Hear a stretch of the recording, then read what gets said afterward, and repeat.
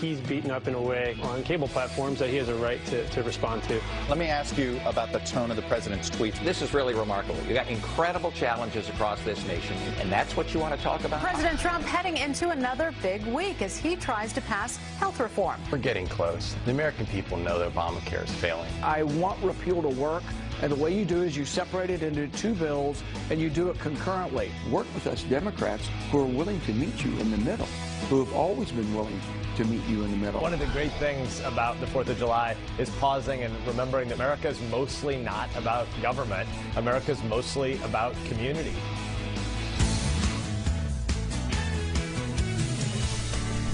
Wow, you may not believe this. That is the United States Air Force Academy Band performing one of their original songs, Outskirts. Isn't that beautiful? And to think that it comes from the members of our military that serve. I think they've extended the base button. It is. I don't believe it. When I saw wait, the Air Force band was here, I thought we're going to have, trumpets. 50 people, trumpets, drums, everything. These guys, this is the wrong shot. Right. Who are these guys? That's pretty cool. Of course, if any service could do it, it would be the Air Force. They kind of think outside the box. They do things their own way. What are you hitting on Navy? Yeah, cool. No.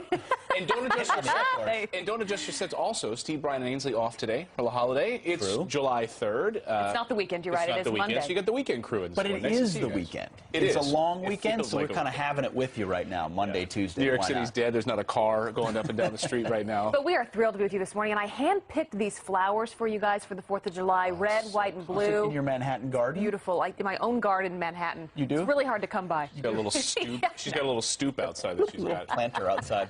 All right, well, of course, we've got some politics to talk about as well. Republican lawmakers are warming up to the idea of repealing and then replacing Obamacare. President Trump celebrating his first 4th of July at the White House, trying to gain traction on this health care bill. And Griff Jenkins live in Washington, D.C. with the very latest on this. Good morning, Griff. Hey, Griff. Good morning, Clay, Nabby, and Pete. The White House is optimistic that they can get the health care bill across the finish line, but also say that if they can't, then they should consider an option to immediately repeal it first, then work on a replacement. This idea of splitting the bills is gaining traction with conservatives like Rand Paul. I think if you want conservative support, you split the bills. I think you can get almost every member of our caucus to vote for a clean repeal if there's a concurrent or simultaneous separate bill that includes some of the things that moderates want. However, Senate Majority Leader Mitch McConnell has dismissed the option so far, and the problems remain. There are 9 Republicans opposing the bill, with 3 more expressing concern. The goal now is to pass something by the August recess, but as you can see, guys, a lot of mileage that they're going to have to go to get there. Thank you, Griff. Absolutely. Very true. Do we know what his 4th of July plans are yet? Will he be out on the Truman balcony watching fireworks for the first time?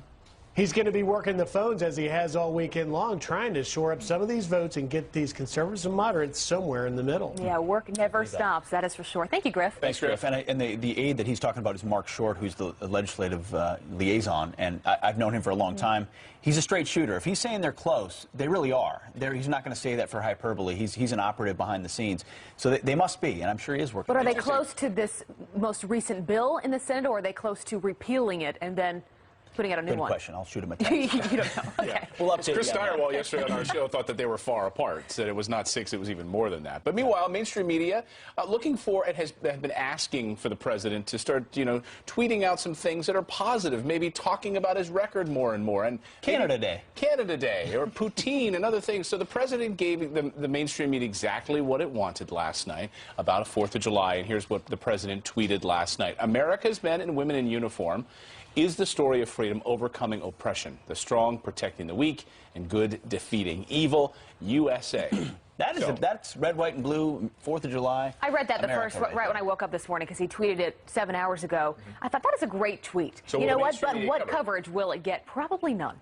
Yeah, can we check? I mean, right now, I'll ask our control booth. Is any of the other stations covering this? No. The answer is no, they're not covering it. We got to know right there, absolutely. But of course, instead, and we'll cover it, we'll talk about it because the 4th of July is coming. Send your pictures in, by the way, like every day, to #ProudAmerican or to friends at FoxNews.com. So we're covering the nature of this holiday and what it means, which is what that tweet was. But instead, the anti-Trump media, we used to call them the mainstream media. I don't call them that anymore. They're the anti-Trump media. They're acting horrified by the video of the tweet yesterday that was sent in the final hour of our show yesterday of him body slamming in the Yeah, dead. here's So the video that he tweeted out right there of him. This is a real video back from when he was doing something with the WWE with, of course, the person he's fighting against with CNN on it. The media is in total outrage about this. Take a look at this. It is an incitement to violence. He is going to get somebody killed in the media. Maybe that will stop him. It's insanity. I mean, it really is. I mean, obviously, it's an attempt that might be successful to drum up violence against journalists, which is something he's been doing right along. Is this president trying to impersonate Hugo Chavez, Recep Tayyip Erdogan, Vladimir Putin? Because this is exactly the kind of language that leaders use when they are trying to undermine the press. So undermining the press and incitement to violence. So in our defense, yesterday, when we saw this tweet come out, it was hard for us to tell what it was. It was like a stilted video. We couldn't even tell what was going on here. And then as the day unfolded, we're like, oh, that's what that was. It was CNN superimposed. He's doing the body slam. It was hard for us to see what was going on.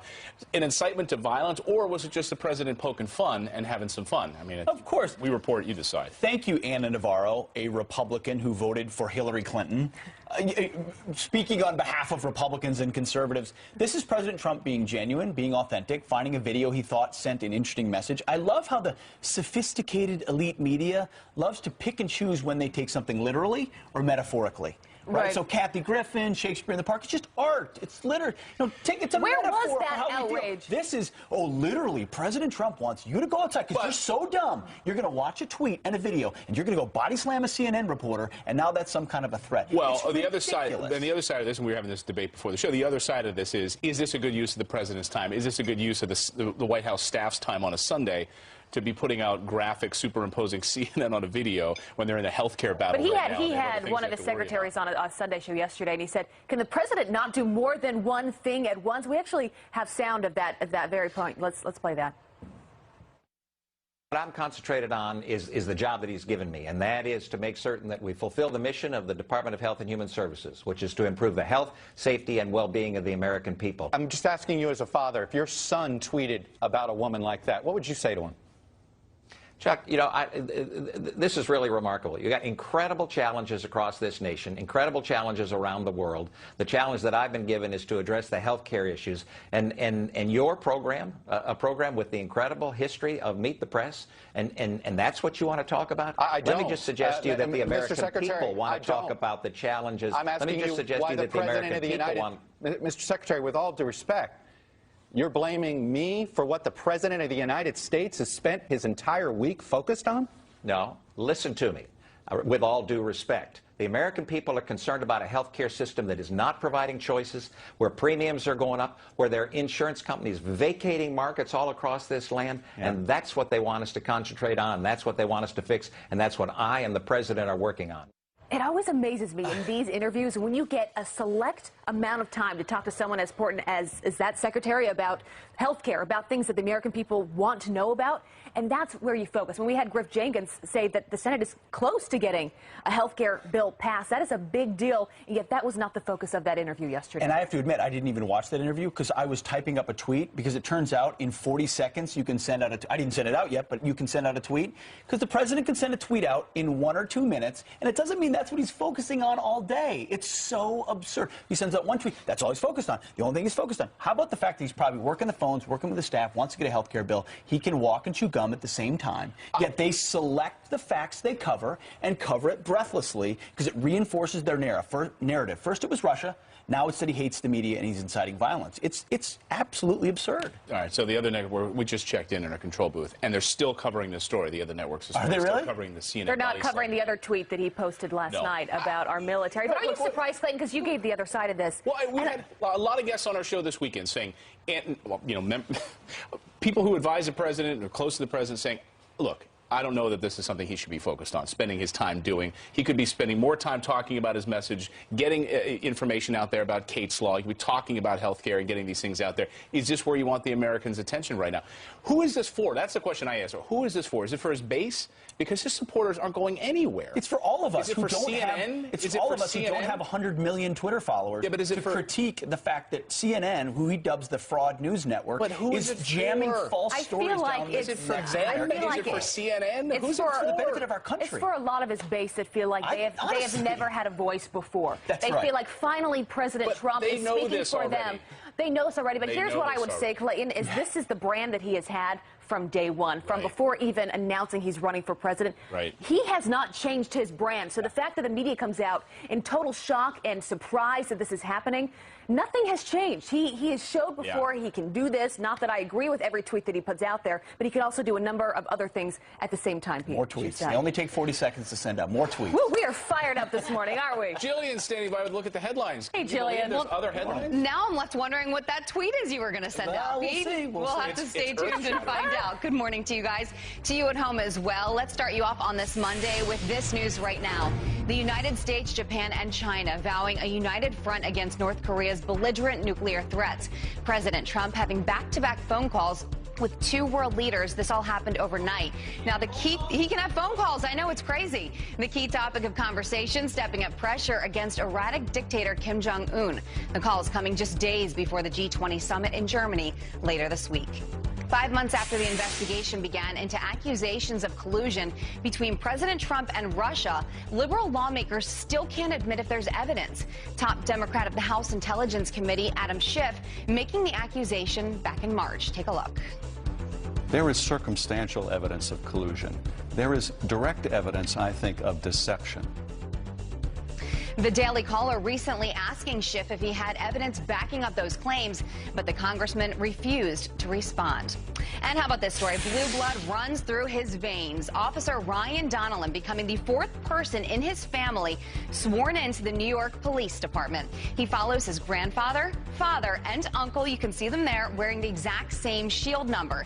It belonged to another officer for a few years, but he gladly gave it up so the family could continue their tradition. You love seeing stories like that. And props too to the officer who gave up that shield because they wanted that tradition to continue. I love stories like that. Thank you, Jillian. Thanks, Jill. Listen to this, a major scare on the runway, flames shooting from a plane's engine. After it lands on the tarmac, everyone's running away from the plane. What went wrong with this? Ooh, and the media still melting down over President Trump's tweets about a cable news host. I wish the Republican women in Congress would call for a meeting with him and would explain to him what it does to hear those words being used about a woman. So a Republican woman who voted for Hillary Clinton. Are other Republican women really outraged? We're going to ask Rachel Campus Duffy, who was fired up about this one. She's up next. That's right. And our Proud American series hits the high seas. Anna Koyman is live from the historic battleship, the USS North Carolina, just ahead. I've been on that ship. It's impressive.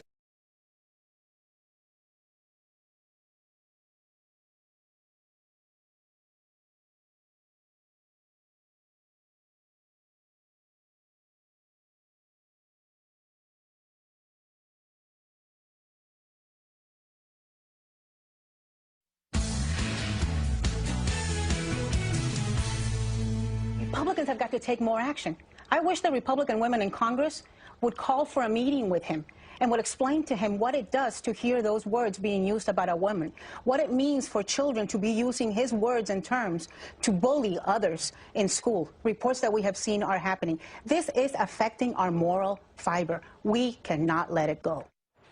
Well, that is GOP strategist Ana Navarro lashing out over President Trump's comments about cable news host Mika Brzezinski last week. But are conservative women really outraged by this? Let's ask a very outspoken one and a friend of the show, Fox News contributor Rachel Campus Duffy. Rachel, good to have you with us so early this morning. Good to see you.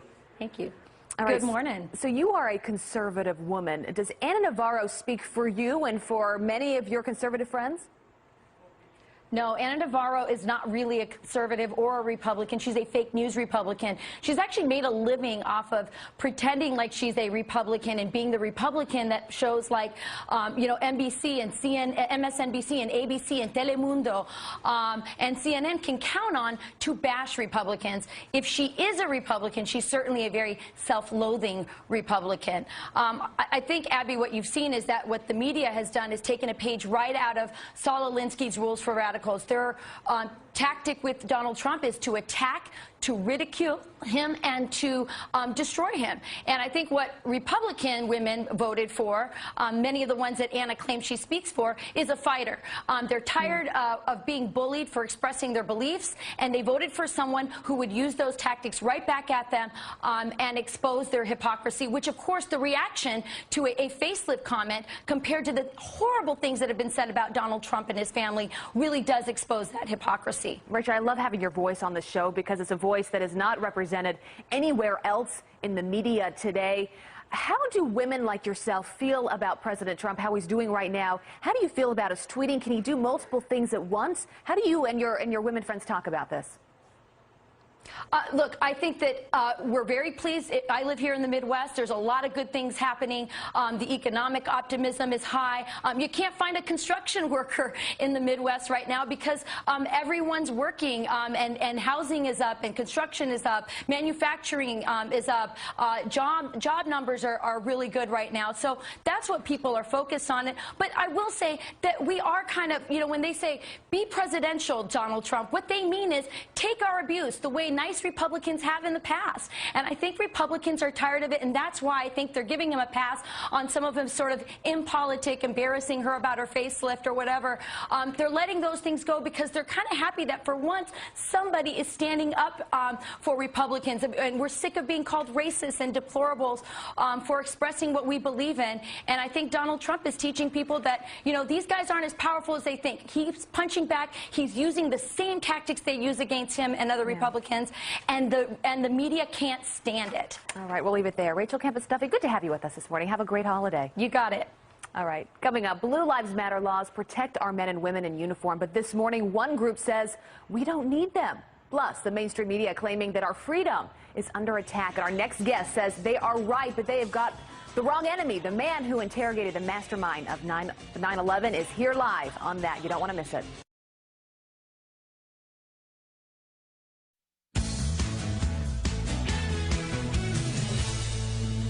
Welcome back. I'm going to bring you some headlines from Clayton's Catwalk here. Some big victories for gun owners. As of this weekend, you can now carry concealed on college campuses in Georgia and Kansas. In Tennessee, concealed guns can now be carried in public buildings and bus stations. And in Iowa, permit holders can carry concealed guns in the state capitol. Big wins for the Second Amendment there. And the ACLU is doubling down against Blue Lives Matter bills, the group telling the Daily Caller that they oppose the police protections on both federal and state levels. The law makes attacking officers a hate crime, and ACLU claims police are already the most protected class and don't need to increase their legal protection. Good luck with that one. Clayton, down to you. Thanks for keeping the catwalk warm. I try. Good up there. All right, looks like the mainstream media found an enemy hell-bent on taking away our freedoms. First, it's not just anti-CNN, it's anti-freedom of the press, it's anti-freedom of speech. It is a definitive statement by the President of the United States. It is an incitement. It is definitive, as I say, in the way this president views a free press. So we're taking away our free press. Our next guest says the media is missing the message and they have the wrong enemy. Dr. James Mitchell developed the CIA's Enhanced Interrogation Program. He's the author of the book Enhanced Interrogation, and he joins us now to talk about freedom of the press. Nice to see you this morning. Hey, thanks for having me on. When you hear Carl Bernstein talking about that the press is under siege right now from this president, what does that make you think? Makes me think you should look in the mirror. It is the case that our freedoms are under siege and being attacked, but I don't think the president's doing that. I think the president's exercising his right to free speech. He's the president, but he's also a citizen. In my view, it's the mainstream media that's collaborating with those people who are attacking our press. They have created this false narrative that a duly elected, a constitutionally elected president is either mentally deranged or collaborating with the Russians in some traitorous activity or bullying everybody to get his way and somehow unstable and unfit to be the president. They're the ones who's trying to undermine things. We have some headlines here that we pulled out that you've mentioned that I think kind of highlight some of the things you're talking about. New York Daily News, here's a headline. The silly American fear of Sharia law. LA Times, anti-Sharia rallies denounce Islam while stoking concerns among Muslim groups. Washington Post, here's another headline. Some Trump supporters want a holy war. What do you make of those headlines? Are those the types of headlines you're talking about? Well, it's the point I was going to get to, and that is I think the mainstream media is cloaking in political correctness the efforts of lawyers and advocacy groups to impose Sharia law in the United States and to self-impose blasphemy laws, Islamic blasphemy laws. And those kinds of stories, those kinds of headlines actually seem to make it seem like fighting against those things that would undermine our freedom. I don't want to live in a country where female genital mutilation is considered a freedom of religion.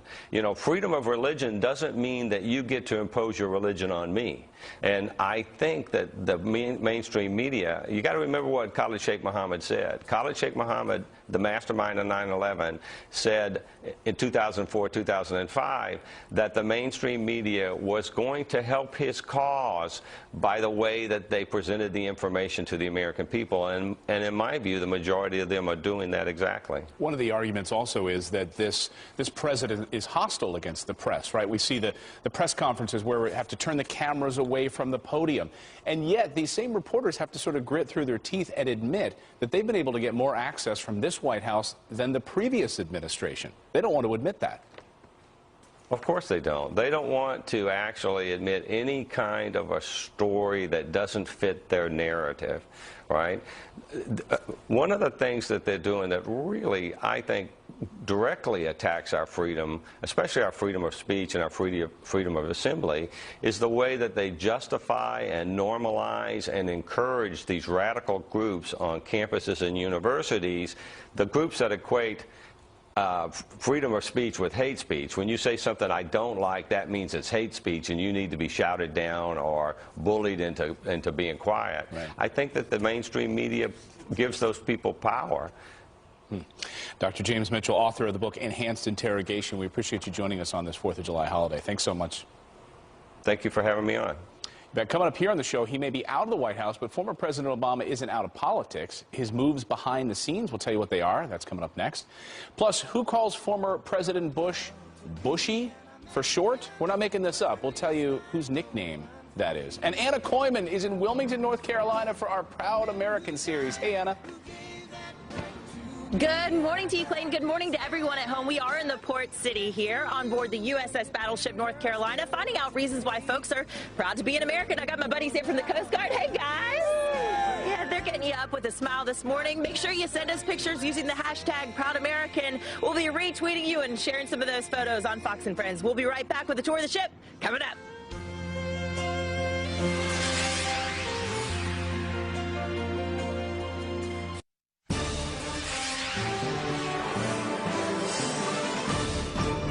We cannot get over how incredible this band is. That is the United States Air Force Academy Band performing Home, of course, by Philip Phillips. And look in the back there, he's playing the box. Yeah, that's right. Is that the official name of it, by the way? I don't know, but I feel like if what is it called? If they didn't have high and tights and uniforms on, I would not believe they're in the military. These guys are. Cajon. What's it called?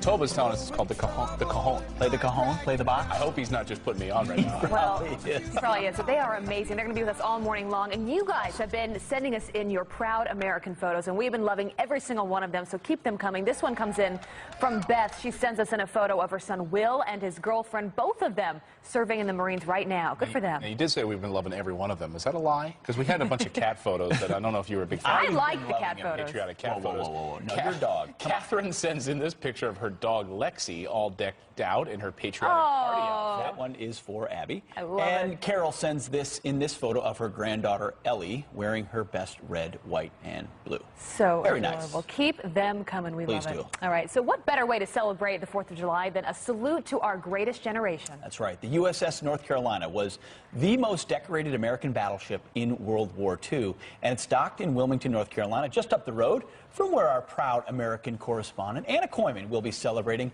Independence Day. Awesome. Anna just took a tour of the battleship and joins us now live from Wilmington. I had a chance to do that a few years ago, and it is amazing to stand there, Anna. Good to see you. Hey, Anna. Morning. Yeah, it's incredible. It's magnificent to see this view this morning, isn't it? Good morning to you, Clayton, Pete, and Abby. Good morning to everybody at home. Our friends from the Coast Guard are here with us this morning. Good morning, guys. Good morning. Good morning. Yeah, so a little bit of history about the USS Battleship North Carolina. It was commissioned back in 1941 in New York. It was nicknamed the Showboat, and it was the very first battleship to enter the Pacific following the bombing at Pearl Harbor, and was said to be a massive morale booster for sailors there. They called it the most beautiful ship they had ever seen. So we're going to take a tour of the ship and show you why.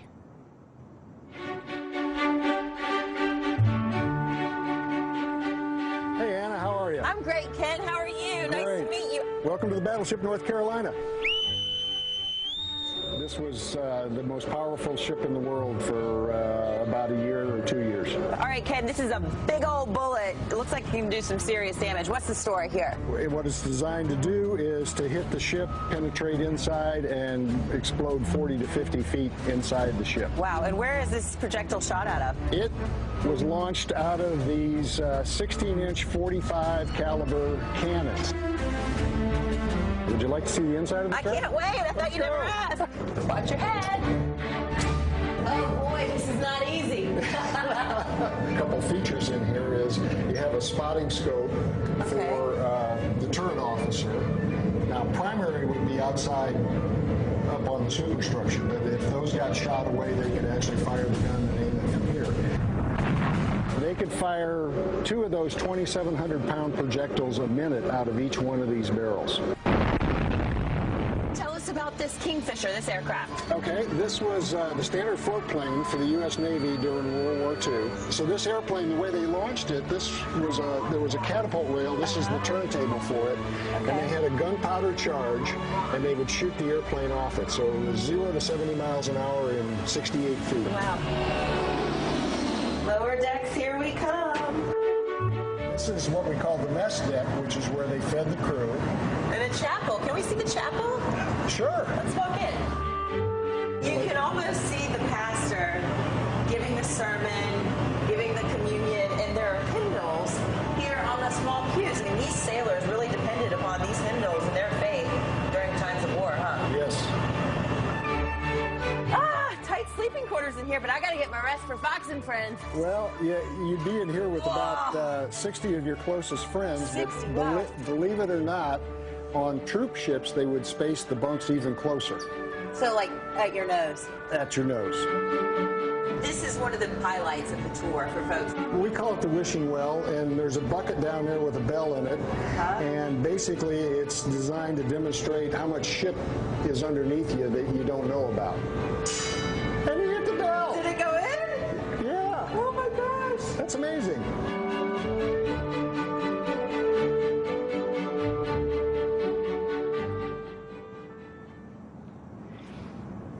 And the USS Battleship North Carolina was decommissioned back in 1947. And to keep it from heading to the scrapyard and being turned into a bunch of razor blades, North Carolina school children were able to use their spare change, lunch money, and get donations up to $330,000, which was able to now make this thing a national historical landmark here along the Cape Fear River in the port city of Wilmington, North Carolina. And friends at home, make sure you put on your sunglasses, your proud American, red, white, and blue in the next couple of days, and send us your pictures of what makes you a proud American. Use that hashtag Proud American. We're going to be in Southport in the next couple of days. Do I look good, guys? You like these? You look adorable, Anna. And I got to say, thank you so much, Anna. We're going to be checking back in throughout the show. It would be really cool, though, to be able to shave with a battleship. I'm saying I don't want, like, you know what I'm saying? No, this razor brought to you by the former USS North Carolina. You get a really close shave. I would buy those. I would buy those in a heartbeat. Where is this going? I don't know.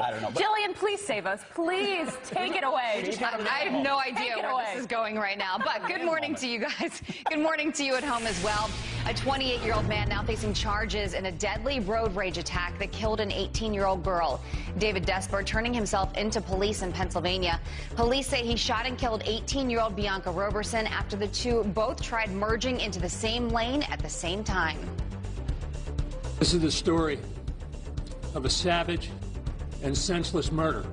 Bianca Roberson, 18 years old, gunned down because somebody didn't want to give way.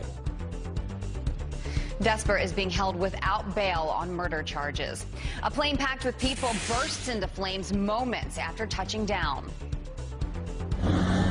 just had to evacuate. We landed in Denver. Holy. Wow, terrified passengers running off the United Express jet as fire pours out of the engine. None of the 63 people on board the plane from Aspen to Denver are hurt. The cause of the fire is still unknown, but the pilot had reported engine trouble shortly before landing. Well, Barack Obama just can't let it go. The former president playing a role in rebuilding the Democratic Party. Sources say he's been meeting with House and Senate lawmakers behind the scenes. He's also had multiple meetings and phone calls with DNC Chair Tom Perez. Democrats still searching for new leadership after a stunning 2016 election loss. George W. Bush sharing some secrets to Jay Leno as he takes him for a spin around his Texas ranch. The former president revealing his wife's secret pet name for him. Listen. What about you, Bushy? Bushy? Hang on, this is new. Bushy? Okay. I wish you wouldn't repeat it. All right. Well, yeah, all right. Too late. President Bush also saying that once you become president, you are forbidden from driving on public roads, a rule that extends throughout the rest of your life. What do you guys think about that Bushy? nickname? Bushy. Bushy. I love it. You do? Wow. That could work for Jay Leno, too, though, in that video. That nickname. True. Yeah, he's looking a little. Does your husband have any nicknames for you?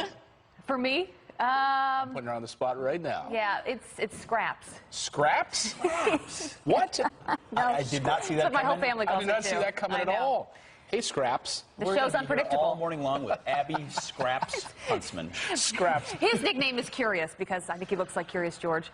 Yeah. We're Okay, long. we opened up a can of worms in Let's this keep conversation. going. Let's keep going. Let's blow the commercial break. Well, we just might. Abby's going to not live that one down.